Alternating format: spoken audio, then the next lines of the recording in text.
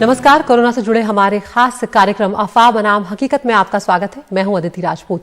Omicron लगातार हमारे देश में पैर पसार रहा है। हमारे देश में ऐसे भी कई लोग हैं जिनके जहन में कई सवाल अब आ रहे हैं ओमिक्रॉन को लेकर, डेल्टा को लेकर, क्योंकि वो अभी भी हमारे देश में बना हुआ है। हमारी कोशिश ये है इस शो के जरिए कि देश और दुनिया के जाने माने एक्सपर्ट को हम बुलाएं और आपके सवालों के जवाब दें।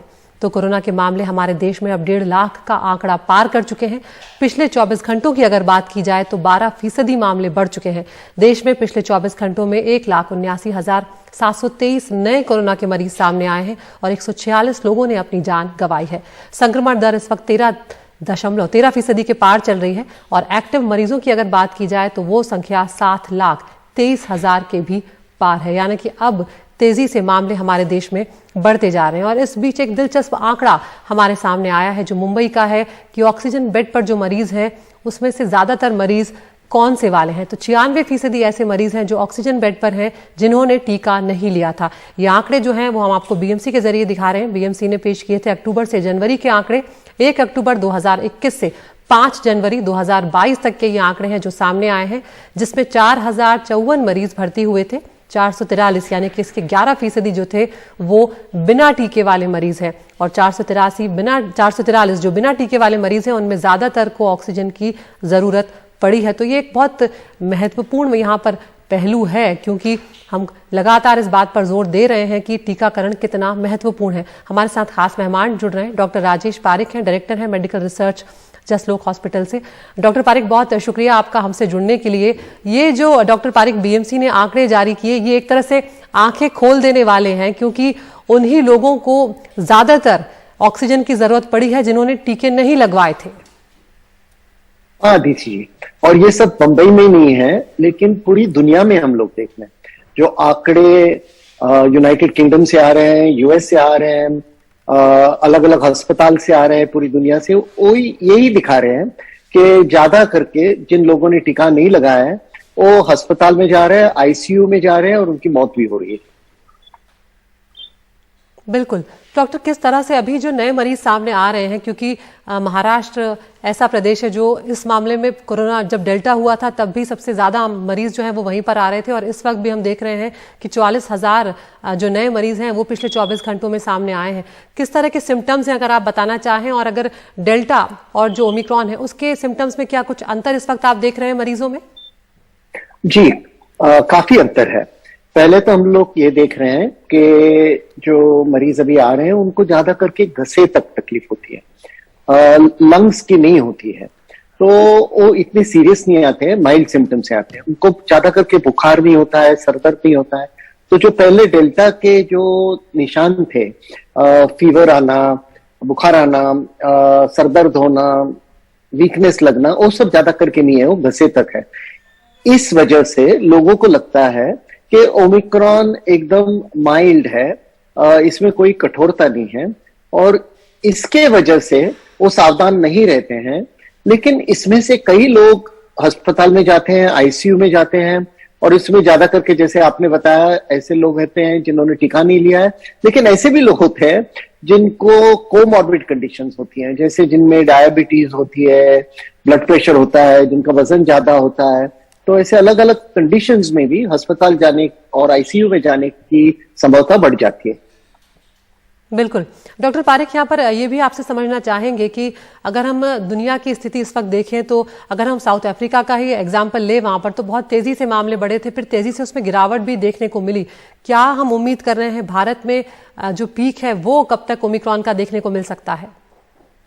कि अभी तो अगर हम साउथ अफ्रीका का मॉडल देखेंगे तो ऐसे लगता है कि इस महीने के लास्ट थोड़े दिनों में या फरवरी के पहले हफ्तों में पीक हो जाएगा और उम्मीद है कि वो उतना ही जल्दी नीचे आ जाएगा। लेकिन हमको इसके ऊपर बहुत उम्मीद नहीं रखनी चाहिए, क्योंकि क्या है अदिति जी, ये ओमिक्रॉन वेरिएंट अलग देशों में अलग तरह से मुड़ रहा है।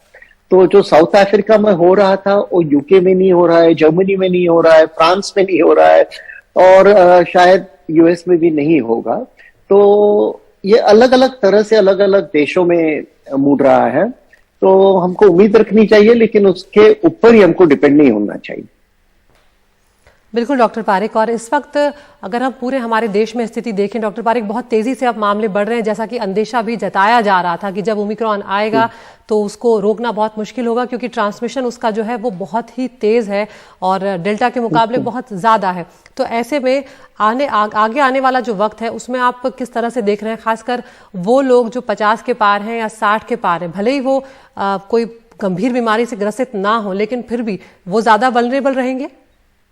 जी, वो ज्यादा वल्नरेबल ही रहेंगे, लेकिन ये ऐसे भी हो सकता है, जैसे मैं बोल रहा था कि ये म्यूटेंट वायरस है, वो मूड सकता है, वो कभी भी यंगर लोगों पे आ सकता है, बच्चों पे भी आ सकता है, क्योंकि ये 100 साल पहले हुआ था जब इन्फ्लुएंजा की पैंडेमिक थी, उसमें 3 लहरें आई थी और हर लहर में वो जो डेमोग्राफिक एरिया था, जी उम्र थी, वो बदलते गया।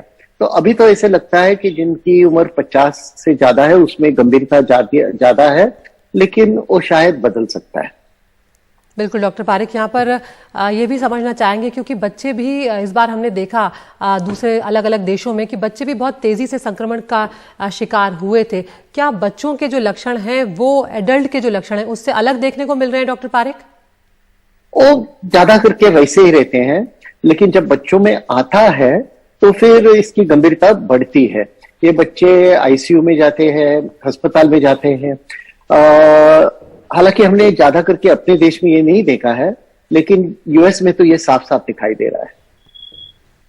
जी, तो अगर जिनके घरों में ऐसे बच्चे हैं जो 15 साल से नीचे हैं या जो 10 साल से नीचे हैं, उन्हें आप क्या सलाह देना चाहेंगे डॉक्टर पारेख? क्योंकि वो कहीं ना कहीं डरे हुए हैं, भले ही बहुत ज्यादा अभी स्कूल कॉलेज नहीं खुले हुए हैं, ये सब हम जानते हैं, लेकिन फिर भी कुछ हद तक बच्चे बाहर निकलना चाहते हैं, थोड़ा बहुत खेलना चाहते हैं, उसको लेकर उन्हें क्या करना चाहिए? देखिए, बच्चों को रोकना तो बहुत ही मुश्किल बात है, लेकिन अगर हम हमारे बच्चों को समझा सके कि मास्क पहनो, हाथ धोना, घर आने के बाद नहा लेना, और अगर हम बच्चों को समझा सकते हैं कि आपसे ज्यादा तकलीफ जो घर में दूसरे लोग हैं उनके ऊपर आ सकती है, शायद आप बच जाओगे, लेकिन जो बूढ़े लोग हैं हमारे घर में उनको ये बीमारी आ सकती है, तो आप एकदम बहुत ही सावधानी से जाना, जितना हो सके हमको उनको ये समझाना चाहिए। और अगर उनमें कोई लक्षण दिखाई दे तो तुरंत डॉक्टर के साथ बात करनी चाहिए। जी डॉक्टर पारेख, क्या ये भी मैं समझना चाहूंगी कि क्या ऐसा कुछ देखा गया है कि जिन्हें जो मरीज डेल्टा से संक्रमित हुए थे, जिन्हें डेल्टा के वक्त कोरोना हुआ था, क्या वो तेजी से संक्रमित हो सकते हैं ओमिक्रॉन से? बिल्कुल हो सकते हैं। रीइंफेक्शन के केसेस पूरी दुनिया से आ रहे हैं। ये क्यों होता है हम नहीं समझ पाते। बहुत सारा है अदिति जी जिसके बारे में हम जानते नहीं है। हम हमेशा ये वायरस और इसके म्यूटेंट्स के 2 कदम पीछे हैं। जो हो जाता है उसके थोड़े दिन बाद हमको पता चलता है, लेकिन हम तो अभी साफ साफ देख रहे हैं कि जिनको डेल्टा वेरिएंट से पहले बीमारी हुई थी उनमें रीइंफेक्शन के केसेस आ रहे हैं। जी, तो यानी कि जो पहले संक्रमित हो चुके हैं उन्हें इस बार ज्यादा सावधानी बरतने की जरूरत है, आप ये कहना चाह रहे हैं, क्योंकि कहीं ना कहीं जिन्हें डेल्टा हुआ था उन्हें कुछ ना कुछ दिक्कतें हुई थी। जी, क्योंकि क्या होता है कि बीमारी से हो या वैक्सीन से हो, जो इम्यूनिटी आती है, जो एंटीबॉडीज हमारे बदन में तैयार हो जाते हैं, वो कम होते जाते हैं और 5-6 महीने में, कुछ लोगों में 8-9 महीने के बाद वो बिल्कुल कम हो जाते हैं, तो फिर उसका असर ही नहीं रहता है। तो इसलिए जिनको डेल्टा वेरिएंट से इन्फेक्शन हुआ था समझो 6-7 महीने पहले, उनमें तो भी एंटीबॉडीज कम ही रहेंगे, भले उन्होंने वैक्सीन लिया हो, तो उनको सावधानी से ही रहना चाहिए। बिल्कुल। और डॉक्टर, जब भी हम बूस्टर डोज की बात कर रहे हैं, पहले हम इंतजार कर रहे थे, लेकिन अब कम से कम ये एक राहत की बात है कि हमारे देश में बूस्टर डोज लगने लगे हैं, तो किस तरह की उम्मीद की जा सकती है? क्योंकि पहले ये कहा जा रहा था कि 15 दिन या 20 दिन का वक्त लगता है आपके अंदर इम्यूनिटी डेवलप होने में, तो क्या इस बार भी वैसा ही रहेगा? क्योंकि जब आप वैक्सीन लगवा रहे हैं, जो लोग तीसरी डोज खासकर लगवा रहे हैं, उन्हें 15 से 20 दिन तक ज्यादा सावधानी बरतने की जरूरत है। जी बिल्कुल, ये वैसे ही रहेगा। और अदिति जी, एक खुशी की बात है कि हम लोग ये भी देख रहे हैं कि पूरी दुनिया में जिन्होंने बूस्टर लगाया है उनका हॉस्पिटलाइजेशन रेट और भी कम है, उनका आईसीयू जाने का और भी बहुत ही कम, 2% से कम है। तो बूस्टर लेना बहुत ही जरूरी है। जी, तो यानी कि जो लोग एलिजिबल हैं तीसरे डोज के लिए, जिनको लगवा के अगर 9 महीने का वक्त हो गया है या 39 हफ्तों का वक्त हो गया है, तो वो फिर बिल्कुल भी देर ना करें और वो बूस्टर डोज जरूर लगवा लें। डॉक्टर पारिक, बहुत बहुत शुक्रिया आपका हमसे जुड़ने के लिए और ये महत्वपूर्ण जानकारियां साझा करने के लिए। जैसा कि डॉक्टर पारिक यहाँ पर बता रहे हैं कि जिन लोगों को डेल्टा के वक्त कोरोना हुआ था या किसी तरह की उन्हें दिक्कतें पैदा हुई थी, तो वो लोग अभी भी वल्नरेबल हो सकते हैं नए वेरिएंट की चपेट में आने से, तो उन्हें ज़्यादा सावधानी बरतने की ज़रूरत है। और क्योंकि ये बहुत तेज़ी से फैल रहा है, तो लोग बिल्कुल भी अपना मास्क जो है वो नीचे ना करें और ज़रूरी ना हो तो अपने घरों से बाहर ना निकलें। एक छोटे से ब्रेक के लिए हम यहाँ पर रुक रहे हैं। ब्रेक के बाद हमारे साथ जुड़ेंगे अमेरिका से एक खास डॉक्टर और उनसे जानेंगे अमेरिका में इस वक्त किस तरह की स्थिति है और भारत उससे क्या सीख ले सकता है। एक छोटे से ब्रेक के बाद और अब अमेरिका की बात करते हैं, क्योंकि हम कोशिश ये करते हैं कि हम देश और दुनिया के तमाम जाने माने डॉक्टर्स को बुलाएं ताकि आप तक एक सही तस्वीर पहुंच सके। और जब हम और आप जागरूक रहेंगे तभी हम इन सावधानियों को ठीक से बरत पाएंगे और अपने आसपास के लोगों को भी सावधान रहने को समझा पाएंगे। अमेरिका में लगातार मामलों में बहुत तेजी, बहुत उछाल देखने को मिला, जबकि सबसे बड़ी बात यह थी कि वहां पर जो केसेस थे और वहां पर जो बूस्टर डोज थे वो बहुत पहले लगना शुरू हो गए। बच्चों की जो वैक्सीन थी वो वहां पर दूसरे देशों के मुकाबले पहले शुरू हो गई थी। ऐसे में पिछले कुछ दिनों में एक दिन ऐसा भी रहा जब 10 लाख तक मामले भी अमेरिका ने देखे हैं, जिसने पूरी दुनिया के रिकॉर्ड तोड़ दिए। लेकिन पिछले 24 घंटों में कुछ हद तक कहा जा सकता है कि मामलों में कमी आई है। 3,08,616 नए केस कोरोना के आए हैं, जो 10 लाख से कम लगते हैं और लेकिन अपने आप में बहुत बड़ा आंकड़ा है। 24 घंटों में मरने वालों की तादाद 308 तक पहुंच गई है और जो संक्रमित ठीक हुए हैं वो 36,000 के पास हैं। तो इस वक्त अगर बात की जाए कि सक्रिय मरीज कितने हैं अमेरिका में, तो वो 18 लाख के पार हैं और उसमें से गंभीर की जो हालत है तो 22,000 से ऊपर लोग अमेरिका में इस वक्त गंभीर हैं। तो हमारे साथ जुड़ रही हैं यहाँ पर खास मेहमान डॉक्टर अर्चना गौतम है, कार्डियोलॉजिस्ट है, Norman healthplex hospital Oklahoma से। डॉक्टर अर्चना, बहुत बहुत शुक्रिया आप हमारे साथ जुड़ी और आपने वक्त निकाला हमसे बातचीत करने के लिए। यहाँ पर डॉक्टर अर्चना, अमेरिका में पूरी दुनिया का रिकॉर्ड टूटा हुआ हमने देखा, रोज के मामले 10 लाख के पार जा चुके। कैसी हालत है मरीजों की? और चिंता इसलिए भी है क्योंकि अमेरिका में काफी पहले ही बूस्टर डोज लगने शुरू हो गए थे। क्योंकि ओमिक्रॉन नया वेरिएंट है तो उसकी वजह से इन्फेक्शन के केसेस बड़े हैं। And omicron 5 to 6 times more contagious है डेल्टा वेरिएंट से। So that is the reason कि इन्फेक्शन बढ़ी हुई है। बट अच्छी बात यह है कि हॉस्पिटलाइजेशन नंबर इतने नहीं बढ़े हैं। जो डेल्टा के समय जो पीक था हॉस्पिटलाइजेशन का और डेथ रेट जो थी वो उतनी नहीं देखने में मिल रही है ओमिक्रॉन में। सो लास्ट ईयर इस टाइम पर जो वेव थी वो काफी सीरियस थी, काफी डेथ हुई थी एंड हॉस्पिटलाइजेशन ज्यादा हुए थे। तो इसकी 2 वजह है। वो एक तो कि ज्यादा लोग वैक्सीनेटेड हैं, बूस्टर डोज अभी अबाउट 30% पॉपुलेशन में लगा हुआ है, अबाउट 60% पॉपुलेशन यूएस की वैक्सीनेटेड है। तो वो डेफिनेटली दैट हेल्प्ड, काफी हेल्प हुई इससे वैक्सीनेशन होने से। और ये वायरस जो है ओमिक्रॉन, इसकी अच्छी एक वो है कि लंग में रेप्लिकेट इतना ज्यादा नहीं कर रहा है, जो कि डेल्टा वेरिएंट के साथ में ज्यादा डेथ हुई थी बिकॉज लंग इन्फेक्शन काफी ज्यादा थी। एंड ओमिक्रॉन थोड़ा माइल्ड है, so that's the good thing. बिल्कुल डॉक्टर, तो जो केसेस बढ़ रहे हैं, जो मरीज सामने आ रहे हैं, वो ज्यादातर वैक्सीनेटेड हैं या जिन्होंने वैक्सीन नहीं ली है? और किस तरह के जो सिम्टम्स हैं मरीजों में वो देखने को मिल रहे हैं जो ओमिक्रॉन के पेशेंट्स हैं? डेफिनेटली जो पेशेंट हॉस्पिटलाइज हो रहे हैं वो अनवैक्सीनेटेड हैं। Rarely vaccinated people are getting hospitalize. और जो डेथ है 99% डेथ अनवैक्सीनेटेड लोगों में है। तो definitely vaccination is a big help. And case इसलिए भी ज्यादा बड़े हैं क्योंकि ये हॉलिडे का सीजन है, स्कूल्स बंद हुए हैं तो ज्यादातर स्टूडेंट्स ट्रेवल कर रहे हैं।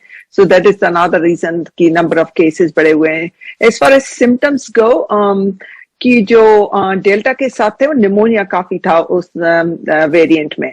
इस वेरिएंट में मोर माइल्ड अपर रेस्पिरेटरी इन्फेक्शन के साइन है, जैसे खाफ, गला खराब हो रहा है, थोड़ा फीवर है, माइल्ड फीवर है। तो माइल्ड जैसे इन्फ्लुएंजा के सिम्टम्स रहते हैं, थोड़े माइल्ड बॉडी एक, फीवर, गला खराबी, वो ज्यादा देखने में मिल रही है ओमिक्रॉन में। पर देखने को मिल रहा है। डॉक्टर अर्चना, बच्चे भी इस बार काफी इन्फेक्ट होते हुए नजर आए। बच्चों में क्या वजह आप लोग देख रहे हैं और क्या बच्चों के जो सिम्टम्स हैं वो बड़ों के मुकाबले अलग हैं? बच्चों में अभी तक क्या था कि स्कूल्स वगैरह काफी बंद थे तो पिछले जो डेल्टा वेव के समय में इतनी देखने में नहीं मिली थी बच्चों में इन्फेक्शन। अब सिंस स्कूल भी काफी खुल गए हैं एंड बच्चे अनवैक्सीनेटेड हैं तो इसलिए इन्फेक्शन उनमें मिल रही है। बट अगर बच्चों में भी मोस्टली माइल्ड है, हॉस्पिटलाइजेशन बच्चों का बड़ा है, बट अगेन 5 साल से यहाँ पर 5 ईयर्स है, 25 ईयर्स का वैक्सीनेशन अभी स्टिल लो 30% है क्योंकि लेट चालू हुआ था बच्चों का vaccination. But less than 5 years old बच्चे तो वो भी एक्सपोज हो रहे हैं एंड यू कैन सी कई छोटे बच्चों में भी इन्फेक्शन देखने को मिल रही है। बट गुड थिंग इज कि it's a mild form of infection. बिल्कुल, अगर इस तरह के माइल्ड इन्फेक्शन का ही बच्चे सब शिकार हो रहे हैं तो वाकई में राहत की बात है। आप कार्डियोलॉजिस्ट हैं, तमाम मरीज अमेरिका में आपके पास आते होंगे और जिस तरह से डेल्टा मरीजों के हार्ट और लंग्स को नुकसान पहुंचा रहा था, क्या देख रही हैं आप? क्या ओमिक्रॉन के मरीजों में आपको ऐसा कुछ देखने को मिल रहा है इस दफा? हाँ, इन जनरल जहां तक हार्ट कंडीशन का सवाल है, वो एनी कोविड इन्फेक्शन से ब्लड क्लॉट की टेंडेंसी बढ़ जाती है बॉडी में। तो ओमिक्रॉन के भी जो केसेस हैं जिनमें जो वैक्सीनेटेड नहीं हुए हैं उनमें ब्लड क्लॉट की प्रॉब्लम देखने को मिल रही है। जैसे ब्लड क्लॉट लंग में चला गया है, ब्लड क्लॉट हार्ट में है तो हार्ट अटैक हो रहा है उसकी वजह से, या फिर पल्मोनरी एम्बोलिज्म हो रहा है तो वो भी हो रहा है। बट अगेन की सीवियरिटी कम है जो डेल्टा के समय देखी थी उसके कंपेयर में, and most of the infection अभी ओमिक्रॉन की ही हो रही है। जी, ज्यादातर मरीज अभी ओमिक्रॉन के ही हैं और डॉक्टर, भारत में भी अब तेजी से ओमिक्रॉन फैलने लगा है। भले ही जीनोम सीक्वेंसिंग कम हो रही हो, लेकिन कहा यही जा रहा है कि ये जो मामले तेजी से बढ़े इसकी वजह ओमिक्रॉन ही है। क्या सलाह आप देना चाहेंगी डॉक्टर अर्चना, या ऐसी कोई गलती जो अमेरिका ने की हो जो भारत को नहीं दोहराना चाहिए, क्योंकि अब भारत में मामले बहुत तेजी से उछाल आ रहा है? Right, I think it's not just कि मिस्टेक तो नहीं कहूंगी कि अभी मिस्टेक है, वैक्सीनेशन इज द की। तो इंडिया में भी काफी वैक्सीनेशन हो गया है, यूएस में भी काफी हो गया है। अब मेन थिंग है कि मास्किंग। अब इंडिया में भी यही प्रिकॉशन लेना है। इट्स अ वेव, तो यूएस अभी वेव देख रहा है ओमिक्रॉन की, इंडिया ने देखी डेल्टा की, एंड वी नो कि एक जगह होती है तो वो इंडिया में भी आएगा Omicron, because it's so contagious. लोगों को मास्क पहन के रखना है क्योंकि कंटेजियस 5 से 6 टाइम्स ज्यादा है ये डेल्टा से। तो ओनली थिंग की प्रिवेंट होगी इन्फेक्शन इज बाय मास्किंग।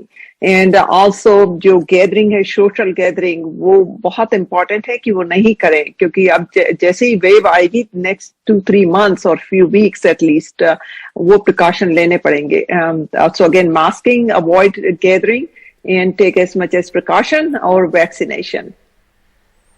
बहुत शुक्रिया डॉक्टर अर्चना हमसे जुड़ने के लिए और ये अहम जानकारियां साझा करने के लिए। तो डॉक्टर अर्चना और डॉक्टर पारिक दोनों ने हमें बताया कि यहाँ पर सिर्फ यही समझने की ज़रूरत है कि अगर हमारी जान है तो ही जहान है। हमारे पास पार्टी करने का, घूमने फिरने का बहुत मौका मिलेगा, लेकिन इस वक्त जो ज़रूरी है वो ये है कि आप सावधान रहें ताकि आप अपने परिवार को भी बचा सकें इस कोरोना के कहर से। और जल्द ही ये वक्त गुजर जाएगा, तो मास्क आप ज़रूर पहनें, सोशल डिस्टेंसिंग का ध्यान रखें और कुछ ही देर में, हर थोड़ी देर में अपने हाथ या तो साबुन से धोएं या फिर सैनिटाइजर का प्रयोग जरूर करें। आज के लिए इतना ही, नमस्कार।